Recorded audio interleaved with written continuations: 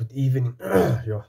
Good evening, beautiful and wonderful servants of the Lord. As this is a really right now word that God has given me, and I'm gonna try not to make it as long.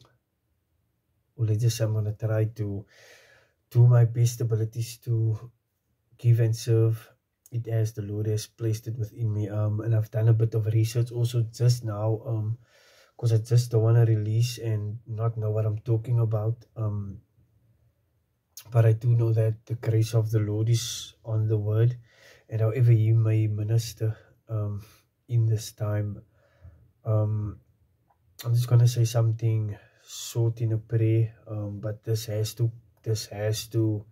come out right now. I pray also that the Lord will also give further revelation on everyone that is listening to this video in times to come. Also that He may also give me, as I'm speaking, more insight and knowledge, and also revelation to what He has led me to say. But also I'm just being obedient as usual and sharing. And yes, there's been confirmation also that I have to come on, and it could be happening really in a few months, a few years, but He has impressed it on my spirit to say this. And as follow, I'm gonna say this with you right now as we go into pray. Father God, it's your word, and you want it to be heard. And Amos 3:7, you let nothing happen without your prophets knowing. So Lord, I pray, Father God, that as you say, Father God, your word will do the work which it is sent for, just as your word. In Jesus' mighty name, amen. Amen, people. Yeah, I'm not gonna go into a lot of stuff, and the Lord really struck me with this one. And as with every word, because we are living in the times that every day is a biblical day. All the days are biblical, but we are living in the times where everything is coming to pass right now as we are living currently. The prophecy of Daniel chapter 9 from verse 24 to 27 is also coming to pass in this very moment, as Israel and Iran has also made peace, and as it states in that word that it will be for times and a half, which is 3.5 years. So I pray that is the revelation that I'm corrected with, that I've got so far.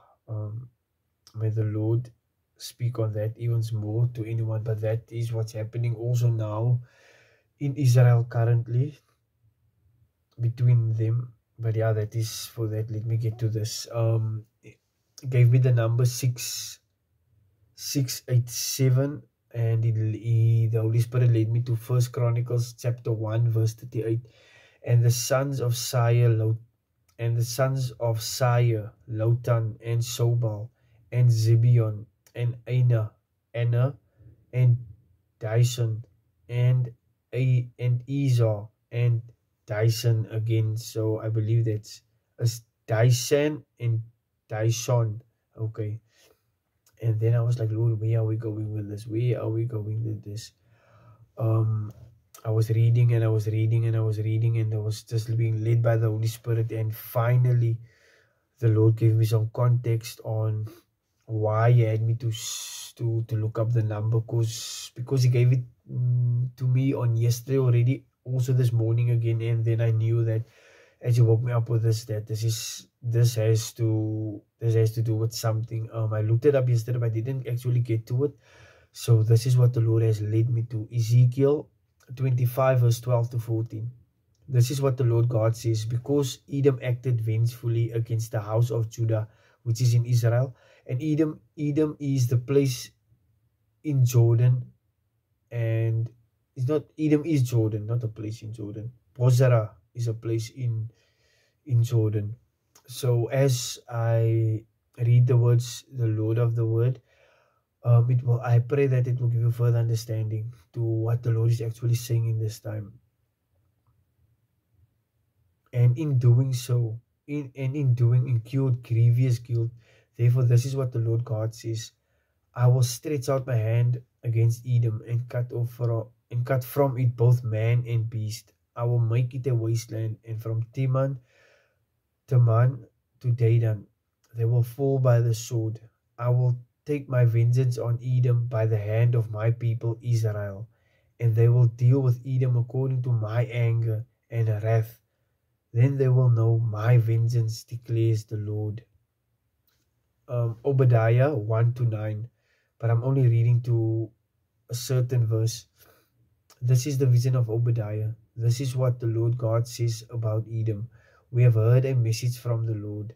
An envoy has been sent among the nations to say, rise up and let us go to battle against her.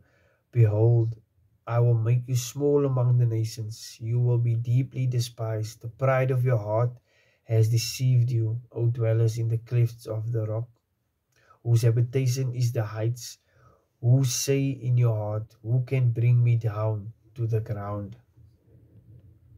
Jeremiah 49 verse 7-22. Concerning Edom, this is what the Lord of hosts say. Is there any longer wisdom in Teman? Has counsel perished from the prudent? Has the wisdom decayed? Turn and run, lie down, lie low, O dwellers of Dedan, for I will bring disaster on Esau. Yeah, I will. Okay. At the time I punish him. If grape gatherers came to you, would they not leave some gleanings? Were thieves to come and in the night, would they not steal only what they wanted? Amos 1 verse 11-12. This is what the Lord says: for three transgressions of Edom, even four, I will not revoke my judgment, because he pursued his brother with the sword and stifled all compassion. His anger raged continually, and his fury flamed insistently. So I will send fire upon Teman to consume the citadels of Bozrah. Isaiah 34 from verse 5-17. When my sword has drunk its fill in the heavens, then I will come down upon Edom, upon the people I have devoted to destruction. The sword of the Lord is bathed in blood. It drips with fat, with the blood of lambs and goats, with the fat of the kidneys of rams. For the Lord has sacrificed in Bozrah a great slaughter in the land of Edom, and the wild oxen will fail with them, the young bulls with the strong ones. The land will be drenched with blood, and the soil will be soaked with fat. Isaiah 63 verse 1-6. Who is this coming from Edom, from Bozrah, with crimson stained garments? Who is this robed in splendor, marching in the greatness of his strength? It is I, proclaiming vindication, mighty to save. Why are your clothes red and your garments like one who treads the winepress?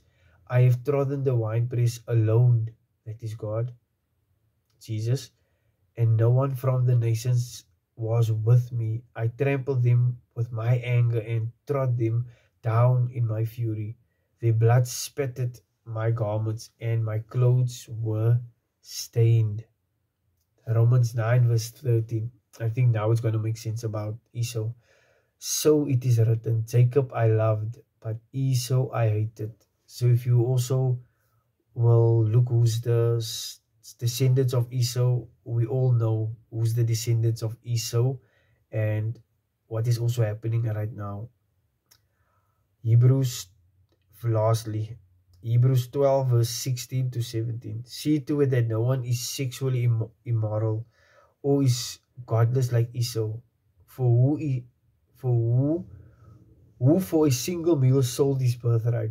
For you know that afterward, when he wanted to inherit the blessing, he was rejected. He could not find no ground for repentance, though he sought the blessing with tears. So, guys, also, I want you to go look up Isaiah 63. Look on YouTube the prophecy of Bozrah. If you could look that up, and there's different videos. But I pray that the Holy Spirit will guide you to the right one. It will give you more insight on the prophecy of Bozrah, where the Lord will be coming through, first through Bozrah, then go through doing what he must do, and then coming to Jerusalem, and then with the thousands, yeah, and then his 1,000-year reign will start on earth. So also that is the prophecy that is just lightly saw, yes, lightly. But I do pray that you will go look further into it. Right now I don't have any more. I also have to go look into it some more. But also this is what the Lord has been sharing with me in the now, and this is what I have, and I'm receiving, because this is what He wants this to be said in this time.